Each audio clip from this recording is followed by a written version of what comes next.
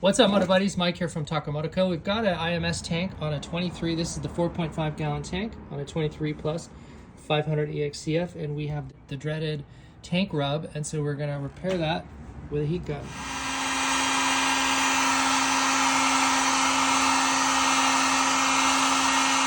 So after warming the entire area with the heat gun, it's really super important, critical that you just warm up. Don't spot heat this area, the whole entire area. Just circulate and get this really warm. And then you can see my footprint, but I use my foot and I just press down on this entire zone right here. And now I can feel that there's a bit of a concave in there. So we resolve the bulge on that. And then the last thing that is important to do is to put some sort of high wear, high resistance foam or rubber. You could use RTV and put a piece of bicycle tube or motorcycle tube across that. This is AC system air conditioning line set tape. We're going to throw that on there. So there's any number of rubber insulators that you can use, but you want to put that on there because this is 4.5 gallons of fuel, and so that's heavy. There's a lot of gravity that's going to swell this thing out and the heat from the engine. So what the bulge in does is give you enough clearance so that you're no longer rubbing in the normal state, and then that gives you the clearance to have a little bit of thickness for something like that.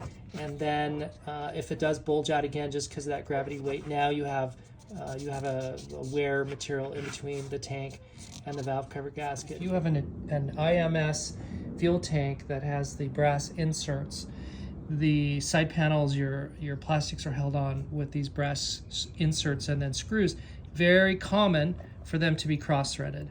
So take a little anti-seize and run them on your bolts, and then run those into, this is one that was cross-threaded. It took a little bit to sort it out. You can see some of the brass here that was as part of the cross-threading. And I didn't have to tap it out because luckily brass is soft enough where if you get your cross-threaded bolt in there correctly and you just run it in and out a few times, it'll reset and sort of reorient and correct the threads, and then with your anti-seize and a new clean bolt. So the previous bolt that was cross-threaded, I didn't reuse that in this cross-threaded hole, got a different one, and then carefully ran it in and put our anti-seize on there, and that resolved it. And then that one bolt that showed some signs of cross-threading, I ran that into a steel nut to kind of correct the threads on that one and got it all sorted out. So we're good to go again on this cross-threaded IMS tank bolt insert.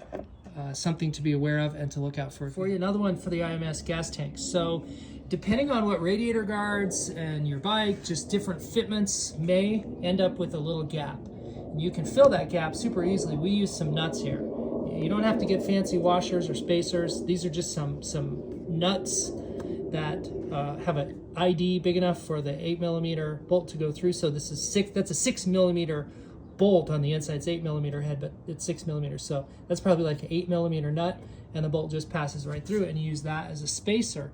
If you didn't put those spacers in and you tighten those bolts in, that would cause the tank, so you're gonna have some weird flexing. So you've got your anchor bolt here and then the four screws up front that we just talked about. So if we didn't have those spacers, the tank would flex in because we're just gonna pull them into the radiator guards, and that would potentially cause and exacerbate our issue with our tank rubbing on the valve cover gasket. So by having the tank sit in a natural orientation and not be bent and flexed, that will potentially eliminate or definitely reduce that valve cover rubbing. So that's a tip that you may want to consider if you're running the big 4.5 gallon IMS tank on your KTM 500 or any of the other bikes, 350s, 450s that this tank has fitment for. If you have any questions about any of that, leave them in the comments below. Like, subscribe, go out, get some adventure.